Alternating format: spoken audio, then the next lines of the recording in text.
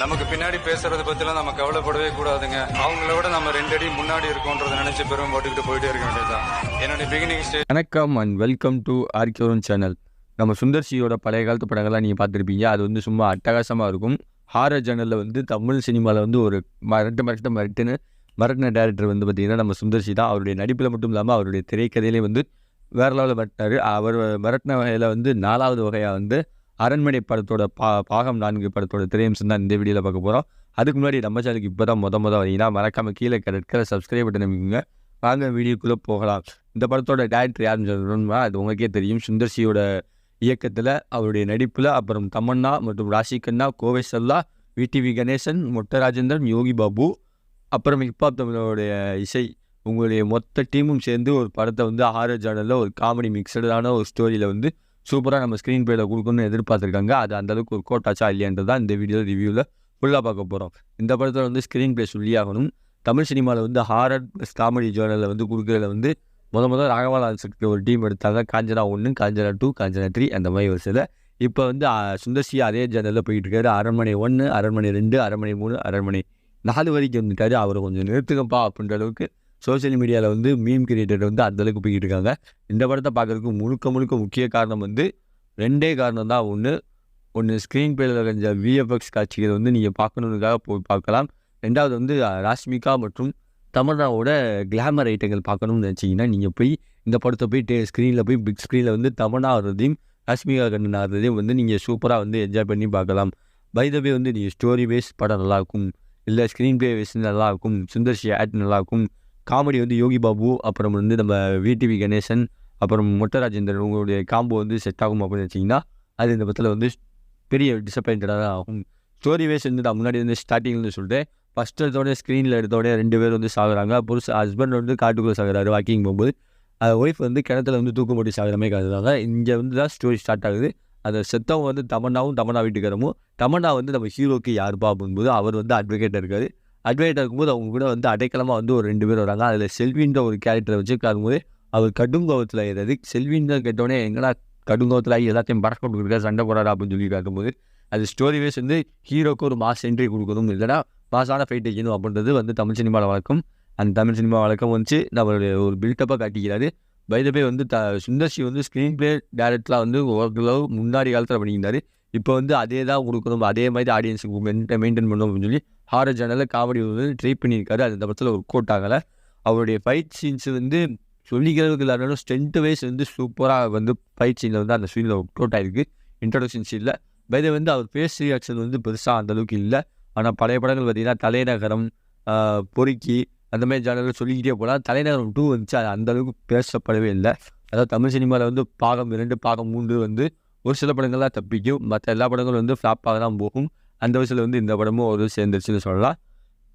Add director அடுத்த படத்தோட add director சொல்லி ஆகணும். ஃபஸ்ட்டு சீனில் காட்டுற அந்த காடு, அதாவது ஒரு ஃபாரஸ்ட்டுக்குரிய செட்டும் சரி, அப்புறம் வந்து கிட்டத்தட்ட படத்தில் வர 40ஆம் நிமிஷத்தில் வர அந்த கோயிலுக்குரிய ஃபெஸ்டிவல்ஸுக்குரிய செட்டும் சரி சூப்பராகவே ஒர்க் அவுட் பண்ணியிருக்காங்க. அது 10 வருஷத்துக்கு ஒருக்கா நடக்கிற திருவிழாங்க, அது திருவிழா என்ஜாய் பண்ணி பாருங்க அப்படின்னு சொல்லி ஒரு 50 வருஷத்தில் போட்டுருக்காங்க.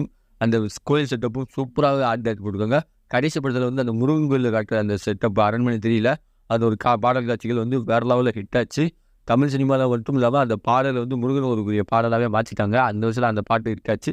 இந்த படத்தில் பாடல்கள் பார்த்திங்கன்னா நம்ம கிளாமராக ஆடுறவங்க 2 பேர் பாட்டும், அப்புறம் வந்து சினிமா சாங்கில் வர ஒரே ஒரு பாட்டும், 2 பாட்டு மட்டும் தான் அந்த படத்தில் ஆல்பத்தில் ஹிட் ஆச்சு. இந்த படத்தில் ஹிப்ஹாப் தமிழா மியூசிக் வந்து சுந்தர்சி காம்போ வந்து கிட்டத்தட்ட எனக்கு தெரிஞ்சு ஆம்பளை படத்தில் வந்து செட் ஆச்சு. ஆம்பளை படத்துக்கு அப்புறம் வந்து ஹாரர் ஜானலில் அப்படியே அவர் கூட தொத்திக்கிட்டாரு.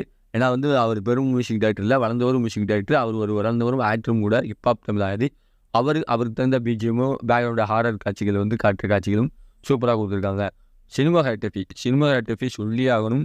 இந்த படத்தில் வந்து முழுக்க நைட்டு காட்சிகள் தான் வருது. கிருஷ்ணசாமி அவர் தான் முழுக்க சினிமாகிராஃபி முழுக்க நைட் ஜானலில் இருக்கணும்னா நைட் விஷுவல் வந்து ஒரு ஹாரர் மூவியில் எப்படிலாம் இருக்கணும், எந்த ஆங்கிள்லாம் இருக்கணும் அப்படின்றத கரெக்டாக டீமோடு வச்சு அவங்க ஒர்க் அவுட் பண்ணியிருக்காங்க. முக்கால்வாசி இண்டோர் ஷூட்டிங் தான் இருக்குது. அந்த இண்டோர் ஷூட்டிங்கில் வர காட்சிகள், அந்த பேஜ் சட்டுன்னு ஒரு ரூமை சுற்றி வர காட்சிகளாக இருக்கும் சரி, அந்த ஒரு வயசானவர் வந்து அந்த குழந்தைய அடிக்க போகும்போது காட்டுற அந்த விஷுவல், கண்ணாடி தெரிகிற விஷுவல், அது வந்து விஎஃப்எக்ஸ் தான். ஆனால் அது காட்டுற வடிவமைப்பு சுற்றி ரொட்டேஷனில் விடுவாங்க அந்த கேமரா விஷுவல். அது வந்து சூப்பராகவே தனக்கு கொடுத்த ஒர்க்கை வந்து சூப்பராக நேர்த்தியாகவே கொடுத்துருக்காங்க. எடிட்டர் அது அவருடைய கைவசம். அதான் உண்மையிலே என்னதான் விஎஃப்எக்ஸ் காட்சிகள் என்னதான் இது போட்டிருந்தாலுமே விஷுவல் காமிச்சு போட்டாலுமே அது விஷுவல்ஸ் வந்து சூப்பராக இங்கிட்டு போய் மின்னல் விதத்தில் போகிறது தான். அது கரெக்டாக எடிட் பண்ணி ஸ்க்ரீனில் வச்சு உட்கார வச்சா தான் நம்ம ஆடியன்ஸுக்கு வந்து அந்த சீன் வந்து செகண்டாகவும் இருக்கும், ஒரு கோர்வையாக வந்து படத்தில் போகும். அது அவருடைய எடிட்டிங் வந்து சூப்பராக இருக்குது. இந்த படத்தில் வந்து காமெடின்ற பேரில் யோகி பாபு, விடிவி கணேசன், டெல்லி கணேசன், அப்புறம் சொல்லிகிட்டே போகலாம் கோவை செல்லா இல்லாமல் ஒரு ஹாரர் காமெடி மூவி வந்து இருக்கவே இருக்காது தமிழ் சினிமாவில். அந்த இடத்துல வந்து அவர் கோவை செல்லா வந்து முதல்ல ராகவ் லாரன்ஸுக்கு அம்மா வந்தாங்க. இப்போ இந்த படத்தில் வந்து சுந்தர்சிக்கு அத்தையாக வந்திருக்காங்க. சுந்தர்சி வந்து அந்த தன்னுடைய தங்கச்சியை கொண்டா வந்த சாமியார் வந்து அவர் எப்படி பழிவாங்கணும் அப்படின்றத ஒரு ஜேனலை வந்து எடுத்து கொண்டு போயிருக்காங்க. வழக்கமான பேய் கதை தான், வழக்கமான ஒரு ஹாரர் மூவி தான். தமிழ் சினிமாவில் வந்து ஹாரர் காமெடியை வந்து மிக்ஸ் பண்ணி காட்டுறதுல வந்து அகல பழைய கதை தான், புதுசாக ஒரு கதையை எடுங்கப்பா அப்படின்ற அளவுக்கு எடுத்து ட்ரை பண்ணி நினச்சிருக்காரு. அது அந்தளவுக்கு ஒர்க் அவுட் ஆகலை. இந்த படத்துக்கு வந்து டைம் பார்த்தீங்கன்னா 2.5 மணி நேரத்துக்கு மேலே வருது. 2.5 மணி நேரம் நீங்கள் தேட்டரில் உட்காந்து பொறுமையாக பார்க்குறதுக்கு டைம் இருந்துச்சுன்னா போய் இந்த படத்துக்கு போய் பாருங்கள். ஒரு 190 போட்டு படத்தை பார்க்கணும் அப்படின்னா, இல்லை நான் தமன்னாவும் ராஷ்மிகாவும் அந்த கிளாமர் சீன்ஸை மட்டும் ஒரு சாங்ஸை மட்டும் பார்க்கணும் அப்படின்னா வெயிட் பண்ணி கூட யூடியூப்பில் பாருங்கள். இல்லைனா பெரிய ஸ்க்ரீனில் போய் பார்க்கலாம் இந்த படத்தில். அதுதான் ஒருத்தான சீன்ஸு. ஒரு 2-3 ஃபைட் காட்சிகள், ஒரு 2-3 மணி நேரம் பேய் காட்சிகள், இதெல்லாம் வந்து படத்தில் பெஸ்ட்னே சொல்லலாம். முக்கால்வாசி படத்தில் வந்து அரைச்ச மாவை தான் அரைச்சி வச்சிருக்காரு. அதையுமே வந்து 4வது பகுதியாக வந்து 4 தடவை அரைச்சி வச்சிருக்காரு. இந்த படத்தை போய் பார்க்கணுமா அப்படின்றது நீங்கள் யோசிச்சுக்கோங்க. அரண்மனை 1, 2 அது வந்து அந்தளவுக்கு ஹிட்டாச்சு. 3rd பார்ட்டு கூட ஓகே.